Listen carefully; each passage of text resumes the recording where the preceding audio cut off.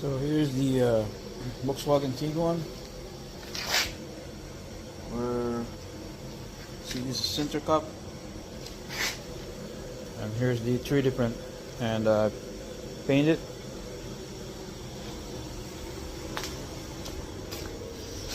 So we have a missing cup here. So